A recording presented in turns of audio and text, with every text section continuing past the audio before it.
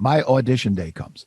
Formal newscast is over. The anchors clear the set. They ask me to go up on the set, sit on the chair at the anchor desk.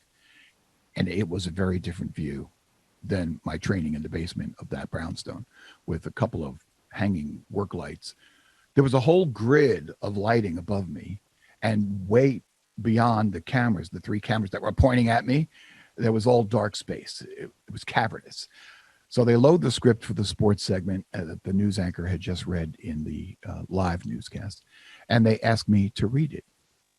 So here we go.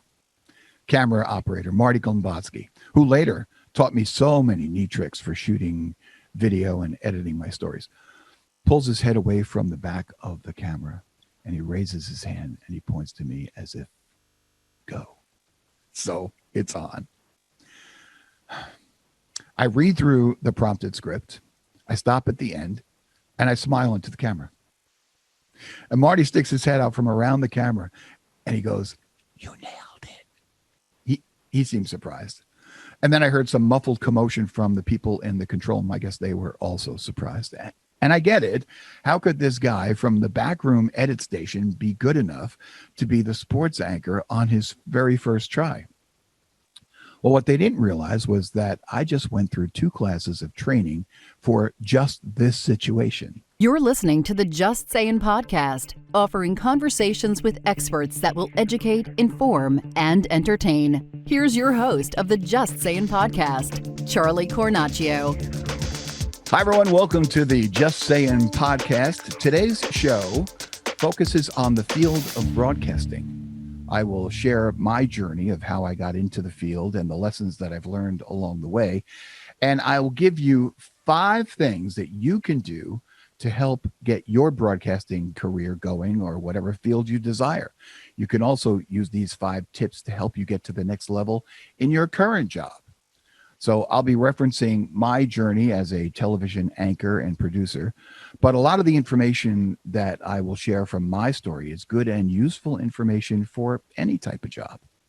My story reflects on the break that started as a part-time backroom videotape editor and then morphed into a career that spanned over 30 years across the industries of television and radio, with the lessons that I've learned along the way. And it's nothing that I sat around and developed. I actually lived it and realized that the circumstances that worked for me could work for you too. So I'll share my journey through my television career. And then when we're done, hopefully you'll have a better understanding of what it takes to seize the moment to get what you want and how to achieve your success. So it's 5 steps from backroom editor to on-camera anchor. But first, the Just Sayin podcast with Charlie Cornacchio is brought to you by New Leaf Hypnosis Center and hypnotist Anthony Serino. Anthony specializes in pain, weight loss, fears, and phobia, and just trying to help you create the best you that you deserve. I have to confess, I had a major addiction to, dare I say it, Oreo cookies. And since my session with Anthony, I have no more cravings for Oreos or sweets of any kind. It's been close to 6 weeks, and I haven't had a single Oreo cookie. Sorry, Nabisco. But them's the facts. So the way Anthony explains it is that it's just a matter of rewiring your brainwaves, which I'm not sure how he does it, but it works if you want it to work. So connect with Anthony and see if he can help you. And the best part about it is that you don't even have to leave your house. Anthony can Zoom call with you and you still can get great results. Okay, so today we're talking about lessons I've learned while breaking into television or the media and what you can do to get your first job in that industry or how to apply it to any job, really. These 5 tips are universal. And I know it works because I never grew up wanting to be in the media. And I know that that word, media, is somewhat polarizing these days. It used to carry some respect and prestige, but honestly, they have no one to blame but themselves. Quality journalism and reporting is essential to keep the people of our communities informed and essential to holding our elected officials accountable. But when the media becomes inconsistent in its reporting or takes a side and pushes its own narrative, it creates bias, it creates division, and actually it becomes dangerous to us all. Because how do you know what facts to side with if you're not getting the full facts and truthful reporting? How do you know if the media is only telling you what they want you to hear? If you check out episode 3 of season 1, I dedicate a whole show to how we as humans are prone to negativity bias and how we gravitate to stories and thoughts that align with our own thinking, and how the reporter can sway your reception of a particular story to get your attention. The media knows this, and that's why headlines are so salacious, because they're really the first thing you see. But as you actually read the article, which many of us don't, we've actually become headline readers. But if you do read the entire article, you realize that the urgency of the headline doesn't necessarily match the urgency in the story. But the headline is what gets your attention. That's called clickbait. Sorry, I digress, because I'm passionate about the topic. But we are talking about breaking into the industry of broadcast media and my journey from backroom editor to an on-air television anchor. A while back, a good friend of mine, Nicole Paluzzi, taught a careers course at one of the local colleges, and she would ask me to be part of the panel of area professionals. And we would go to the class and we would speak and provide advice and direction for them based on our own experiences in our industry, mine being broadcast media. And so it was through creating those presentations for her students that I realized that I have experienced some things along the way that really helped me throughout my career and could help others. Nothing that I formally sat down and created, just steps in looking back that got me to where I am. So here's step number 1. Don't think you have to go it alone. I was fortunate enough to work with people, many talented people in the industry, who were all so very generous about sharing their knowledge with me. And I learned a lot in a short period of time. And in 31 years in the business, I'm still learning. And a lot of times I'm learning from people who have fewer years in the industry than I do. It doesn't matter who it is. We can all learn something of value from anyone. So tip number 1, keep yourself open and look out for those teachable moments. During my career, I achieved some great success and milestones. I was awarded 7 Telly Awards, got 2 Emmy nominations. I was asked to speak at seminars. I achieved a lot of success. The sole reason I tell you that is because all of that recognition was from a collected effort. You see, no one achieves recognition or success alone. No one. And that's lesson number 2. Always seek out good help. Don't think that you have to achieve success on your own or it won't count. Because if you try and achieve success on your own, you'll fail. Every single person who has achieved any kind of success achieved it because they had help. Billionaires had help. Great inventors had help. Successful performers had help. The Telly Awards and the Emmy recognitions that I received was earned because I had help, a phenomenal team of talented people working together. And I could not have gotten any of those accolades without all of the guys and girls who worked on the show that garnered those accolades. So, rule number 2, look out for opportunities where people can help you achieve your goals. For me, TV provided visibility, and that led to opportunities to do some speaking engagements, meet some very cool and interesting people. I was invited to do several radio shows and even got an adjunct professor position at one of the local colleges. So that's how a career can springboard you to all sorts of cool experiences. My career spanned the gamut, and it all came down to this: right place at the right time. I never went to college for journalism or broadcasting. I didn't spend a dime on higher education. It was just good fortune and good timing. But the key is what you do with the good fortune and good timing once it's presented. What I learned in this process helped me, and it can help you too. So here's how it happened. In my previous jobs before television, I was working in the furthest thing from broadcast media. I was a manager in the industry of supply chain logistics. That's a fancy way of saying warehousing and shipping. My real passion was TV and film, and this was a far cry from that, but I got there. And here's how it worked.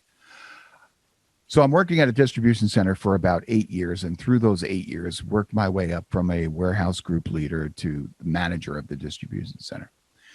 But then I was caught up in a company-wide layoff.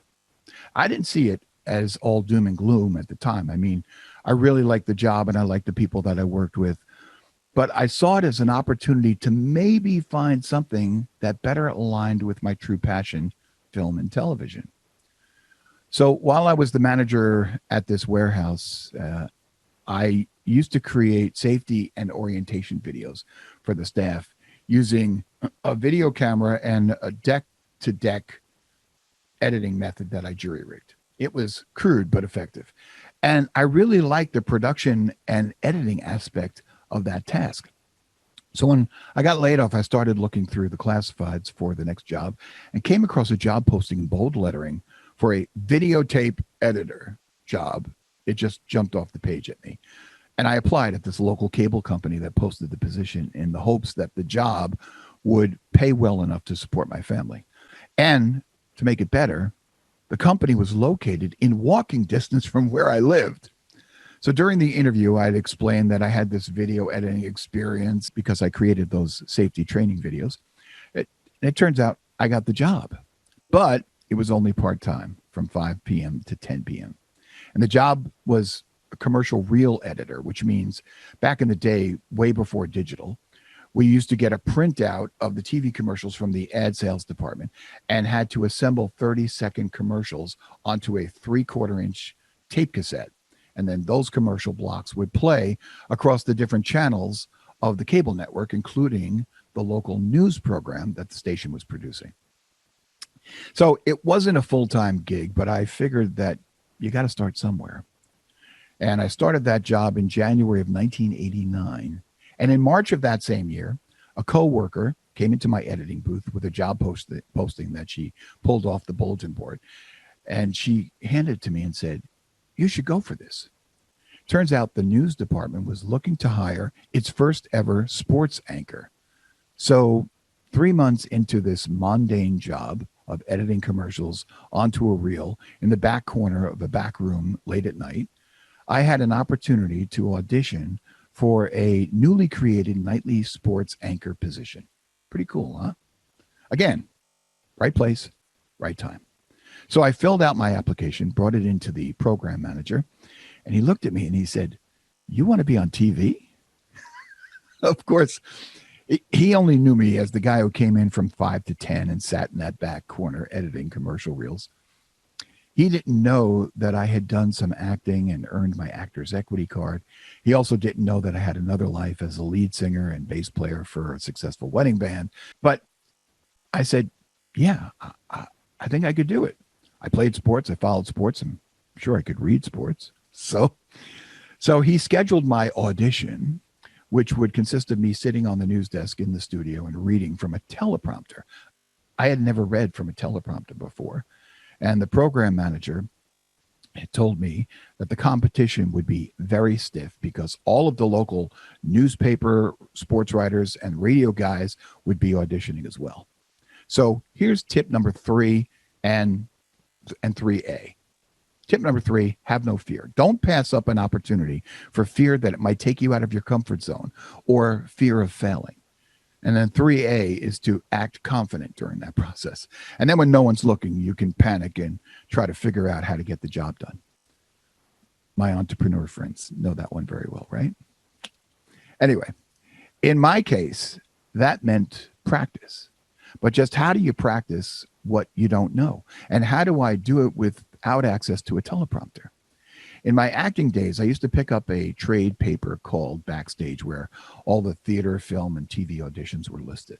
And I remembered seeing an ad towards the back of that trade paper where some woman was promoting her TV coaching business. So I picked up the latest edition of Backstage, which I hadn't looked at for years. And luckily, she was still advertising her service. So I called the woman. Her class is focused on TV performance using a teleprompter. perfect. And she taped each lesson so we could critique it afterwards. Also perfect. It was 125 per session, and it was a 2-class minimum. So I signed up, paid my $250, and timed my classes to be scheduled just before my audition date at the cable company. In the meantime, I started coming to work wearing a jacket and a tie. And that is step number 4. Look the part. While my backroom editing job at the station was part-time at night, I picked up full-time work during the day. So from 8 to 4 p.m., I worked at a day job and then traveled an hour north to get to the 5 to 10 p.m. editing job. And it's rare that a nighttime editor comes in wearing a jacket and a tie, but I wanted them to see me looking the part of a TV anchor before I actually auditioned. When I would arrive for my night shifts, the news crew was scurrying around the halls getting ready to do their live broadcast at 5:30. And I made sure that I was hanging out by the copier during that time, looking over my sheet with my tie and my jacket. My editing coworkers would laugh, and they asked me why I was so overdressed. And I told them I was coming directly from my other job, which I was. But of course, that job didn't require that I wore a jacket and tie. So for a couple of weeks leading up to my audition, I was seen in that hallway every night with my jacket and tie, smiling, "Hi, everybody," looking over my worksheets. And that's kind of how I did it. Meanwhile, my TV class down in New York City was very eye-opening. It was me, the teacher, a camera technician, all smushed into the basement of her brownstone. And while it wasn't a studio, I still learned how to get comfortable with the tempo and the timing of a teleprompter, and even better, how to handle myself if the prompter sticks or shuts down. She was a really good teacher. She really knew her stuff. And one of the things she stressed that I carry with me forever was to never read the words on the prompter screen. Instead, look through the words and visualize yourself talking to one person. Pick someone intimate to you. It could be a spouse, a best friend, a sibling, and just talk directly to that one person. What that does is it takes you out of the mindset of thinking that you're talking to the masses with this communication platform and thousands of people watching. And sometimes when we think masses, we automatically think we have to be big, like we have to project. But an intimate delivery is much more compelling and connecting to your audience. So back to my story. My audition day comes. Formal newscast is over. The anchors clear the set. They asked me to go up on the set, sit on the chair at the anchor desk. And it was a very different view than my training in the basement of that brownstone with a couple of hanging work lights. There was a whole grid of lighting above me, and way beyond the cameras, the 3 cameras that were pointing at me, there was all dark space. It was cavernous. So they load the script for the sports segment that the news anchor had just read in the live newscast, and they asked me to read it.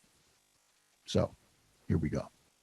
Camera operator Marty Gombotsky, who later taught me so many neat tricks for shooting video and editing my stories, pulls his head away from the back of the camera, and he raises his hand and he points to me as if, go. So it's on. I read through the prompted script. I stop at the end and I smile into the camera. And Marty sticks his head out from around the camera and he goes, "You nailed it." He seemed surprised. And then I heard some muffled commotion from the people in the control room. I guess they were also surprised. And I get it. How could this guy from the backroom edit station be good enough to be the sports anchor on his very first try? Well, what they didn't realize was that I just went through 2 classes of training for just this situation.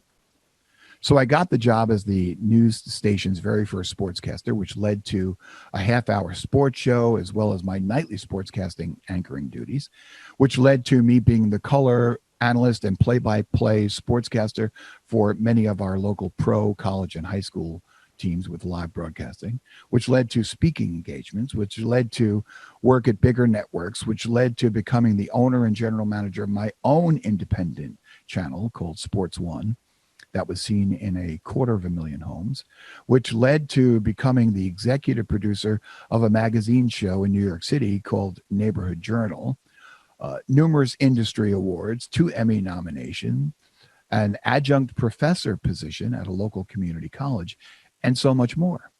And all because, one, I looked for teachable moments. Two, I didn't let fear and failure get in the way. Three, I acted confident. I dressed the part. And I prepared for the moment. Some might say I was lucky to be in the right place at the right time. But I can't agree with that. I can see why they could say that. But I believe two things. First and foremost, God was orchestrating the whole thing for much different reasons than me just getting the TV job. And if you read my book about my adoption and finding my birth mother, you'll see how all the right place, right time pieces fit so perfectly together. And also, because there's no such thing as luck. Have you ever heard that analogy? Luck is the intersection where opportunity and preparedness meet. Well, that's what happened. I came upon that intersection with an opportunity, and I made sure I was prepared for it. And so this is the message that I give when I do speaking engagements at high schools and colleges. And if you have a son or a daughter or a family member looking to break into the world of broadcasting or any industry, take note of what I'm about to say. In broadcast media, and maybe other industries as well, it's all about making the most of every opportunity and learning everything about the business. Learn to be a multiple threat. There are no specialized positions anymore. So you can't really go into it and say, well, I want to be a sportscaster, or I want to be a director, or I want to be an editor, or I want to be a camera person. You really have to be willing to learn a lot of different parts of the overall operation. That way, you bring more to the table than the next applicant, right? When I was the sports anchor, viewers saw a 3-minute, 30-second sportscast each night. What they didn't see was the hours and multiple skills that went into that short 3.5-minute segment. After delivering the sportscast, I would grab all the camera gear out of the equipment cage and go out to cover different sporting events, shooting games for highlights as a cameraman, doing post-game interviews as an interviewer, coming back to the studio, editing the footage as an editor into highlights to tell the story, writing as a script writer to the highlights, researching and collecting the other scores from the other games that happened that night, and then put it all together into that 3-minute and 30-second sportscast. So you have to be prepared to do whatever it takes to get the job done. You can't be afraid of hard work, and you need to know as many skills as you can. Take a look at the job I had as a sportscaster. I was the camera operator. I was the sportscaster. I was the producer. I was the editor. I was the writer. I was the researcher. One guy, 6 jobs. And that means I saved the company from hiring 5 other people. So be multifaceted, and you'll be worth your weight in gold to that organization. Another thing, get an internship at a local TV studio, a cable TV station, a local radio station, and get exposed to everything. Learn everything. Seize every opportunity to learn. I was fortunate that when I had my first job, I had some very talented people, like I said, generous with their knowledge of helping me learn the ropes. Too many times I would see interns from local colleges come in for an internship at our place and sit around waiting for someone to tell them what to do. They would actually sit there in the control room, buried in their phone or homework or whatever, until someone said, hey, can you help me with this? Rather than, hey, can I help you with that? I don't think that getting an internship at a big broadcasting company like NBC or CBS is going to look that great on your resume unless you actually get hands-on experience. Most of those bigger places give you the lunch assignments and the coffee runs, and that isn't helping really anything. You need to get an internship at a smaller place where you can get good hands-on experience and great one-on-one instruction with people who do this every day. A local entity will help you get that experience. You want a great example of how that initiative can pay off? Check this out. One day, while I was at the news station, I had to go down to the minor league baseball stadium and interview Bump Wills, who was the manager of our local minor league Tampa Bay affiliate. I also had to run over to our sister station and pick up some footage of a broadcast game that they shot, and I wanted to use some of the highlights for my sportscast. So I mentioned to the news director that I was headed out, and there were these 3 interns sitting in the control room. One was on her phone, the other one was doing her homework, and then there was the third one sitting by the edit bay in the studio. It wasn't doing anything, but the kid heard that I was headed down to the stadium, and he jumped up and asked, "Can I come with you?" Now, he was a news intern, and this was a sports thing, so I told him to ask his supervisor if it was okay. He got the okay, and we went. But I told him I have to make a stop at the other cable system, which is like 40 minutes away, before I go to the interview at the stadium, and he was fine with that. So here's what happened. When we got to that other cable station, I asked him to come in and see what the other studio looked like, so you can get, just an appreciation of what they do. We met the general manager. We talked a little bit about last night's game, the broadcast. Then the GM gave me the tape, and as we're walking out, he said, "Hey, Charlie, you know of anyone who can do stats? We need a stats guy for this Saturday's game." And I looked at the intern and I said, "Mitch, you know how to do stats?" And Mitch immediately responded, "Sure." And that led to Mitch becoming the regular statistician for all broadcasting games. And it was a paying gig. From his stats position, Mitch got a position on the production crew in various other capacities like camera operator, assistant producer, and so on. And you see how that works? So rewind back to the studio when the interns were all sitting around. And imagine how different this story would be if Mitch never spoke up and showed initiative, right? So that's how powerful it is to make the most of your situations and to be on the lookout to recognize those potential opportunities when they arise. I tell that story when I speak to classes in schools to illustrate that you need to be open and available to every opportunity. And you need to be proactive. Don't think of it as an opportunity that if it doesn't fit your exact career path, you're not going to go for it, that it can't help you. The most powerful opportunity you have during an internship, and one outside as well, is networking. Meet with people, talk with them, make a good impression. Show that you want to learn. Show that you're not afraid to work hard. Show that you want to do. And this is for the younger people out there. There is a corporate world in America that thinks that all you want to do is just get everything handed to you, that you are impatient, that if you don't get promoted in the first 3 months, you're going to walk and move on to something else. Show them that they are wrong. Show initiative. Don't be afraid to work hard, and be a sponge. And don't think just because you paid for a 4-year degree at a school or a specialized college that it's going to help you get a job in your field. That's the one thing that I really despise about the whole corporate culture that has been created. Corporate America is telling you, you can't work here without a degree. A degree proves nothing. Just because you went to a 4-year institution doesn't mean you're anything more than a good SAT taker. College, in my opinion, is the greatest legal scam in our society. Think about it. It's no risk to them and all reward. That's the definition of a scam.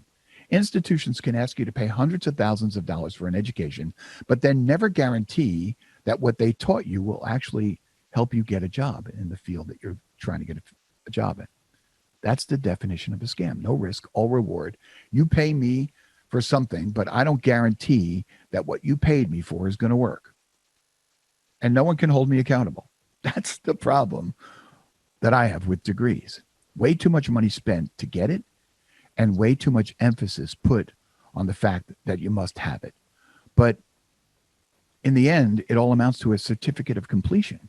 That doesn't mean that you're mentally equipped and skilled for the job. Check this out.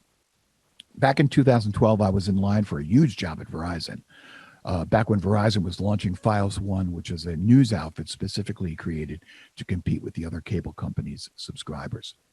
So the general manager at Files One saw me on TV doing my sports thing and contacted me to be the sports director for their New York City launch. But things were moving fast, and as they were ramping up and staffing up quickly, turns out that they hired a guy before I could get down to New York City to meet with the general manager. But as we were going through my resume, she felt I would be a good fit to help her out as an assistant general manager. So the pay would have been a huge bump from what I was making. And I was really excited about it. She instructed me that the job posting wasn't out yet, but that she would give me a heads up when to submit my resume when it was officially online. So the job came online. She sent me an email, told me what the job reference code was, and I applied. And this is always the sticky part for me, because when I came from a single parent home and then became a father at 19. So I had to drop out of college to work. I didn't go back to college until 1982 at night for a little bit. So I didn't have an associate's degree or a bachelor's degree. And whenever I got to that portion of the job application, it would make me cringe, because I knew how much emphasis corporations put on a college degree. But I had 24 years of actual television broadcasting experience at that time. So you would think, yeah. Well, I got a call from the general manager saying that my application kicked out of the human resources system because I didn't fill out the education section of the online application. I told her that I did fill it out, but that I didn't have a degree, and she seemed surprised that I never told her about that. But it never came up in discussion, ever. All we talked about was my experience and how I could benefit her in answering questions, the myriad of questions she was getting bombarded with from the field. And remember, they were a new outfit. She didn't know the answers to the aspects of this new division they were launching and creating. I did. But the policy of Verizon, as she explained it to me, was that no senior manager can have a senior management position without a 4-year degree. And there was no getting around that. So here I was with 24 years of actual day-to-day experience in a job that she was trying to wrap her head around with no experience.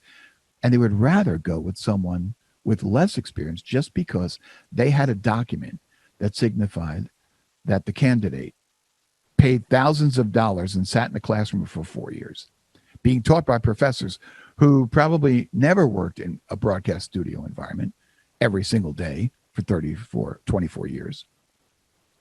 Does that make sense to you? Well, it doesn't make sense to me, but that's what our society has created, a $1 billion scam. A few years later, same situation. Local 4-year college was looking for someone to teach sports broadcasting as an adjunct professor. The dean of that department was already bringing me in to talk to students about my career and also to run a summer program for high school kids coming to the college from all over the country for a 2-week sports journalism camp. So he reached out to me and asked me to send my resume so he could get me into the system and as an adjunct professor at the college. And I thought that was great because I already had been an adjunct professor at one of the local community colleges. Long story short, I didn't get the gig because I didn't have a 4-year degree, which means that a college would rather hire a kid right out of college with no experience than a guy who actually is performing the subject matter on a daily basis for, at that time, it was 26 years. Whose lesson do you think the students would get more out of? The kid with the 4-year degree and no experience, or the guy with no degree but 26 years of experience? That's what's wrong with the institution of college. I'm not saying colleges are wrong or advocating for anyone to skip the college experience. I'm just saying that there should be an equal amount of commitment from the colleges to the students to give them the best knowledge that they can and put some skin in the game by helping students get the start that they need for employment. And if, let's say, in 3 years, they can't actually help the student through concrete evidence of both parties really giving a good, honest effort, then the college should reduce the loan payback by a certain percentage for each year that the student is not employed. That's fair, right? We need to hold colleges accountable for charging the money that they're charging. How do you get to keep raising tuition if you can't back it up with statistical successes of employment for your product? Every other company needs to do that. You pay for a product, it needs to work. Why not colleges? And I would also vet the professors. Are they in the position because, like you, they went to college, got a piece of paper? Or can they show examples of contributions that they've made to the subject that they are teaching? In other words, can your sports journalism professor point to a time when they actually got paid to be a sports journalist? Fair question. Can a business professor point to a time when they actually ran a company? You get the idea. There's just too much college debt out there, and it's just not fair to kids looking to get a chance in the working world. They're put into a hundreds of thousands of dollar hole before they even get started. Just saying. So, feels better. To wrap up this whole thing, look for teachable moments. Accept help. Don't pass up on an opportunity for fear of failure. Act confident. Look the part and be prepared for the opportunity when it arises. And if you do those things, you may surprise yourself that you actually find exactly where you want to be. So that will do it for this edition of the Just Sayin podcast. Don't forget to subscribe to the Just Sayin podcast with Charlie Cornacchio. You can find us on Spotify, Apple Podcasts, or wherever you find your podcasts. And you can see the video version on Facebook and YouTube on the Just Sayin podcast with Charlie Cornacchio channel. But you have to type in Just Sayin podcast with Charlie Cornacchio, because apparently there are other Just Sayin podcasts out there, and some of them shut down. This one hasn't. Also, just a reminder to check out my book, How I Met My Mother and the Four Brothers I Never Knew I Had. It's an incredible story about the circumstances that led to me finding and meeting my birth mother and the four brothers I never knew I had. And my being a TV sportscaster had a lot to do with making that discovery happen. So you can find that book on Barnes & Noble's website. People are telling me that Amazon is out of stock, so we're trying to remedy that situation. But check out Barnes & Noble for now. Anyway, thanks for tuning in to the Just Sayin podcast with Charlie Cornacchio. Stay safe, be kind, and we'll see you next time. Thanks for tuning in to the Just Sayin podcast.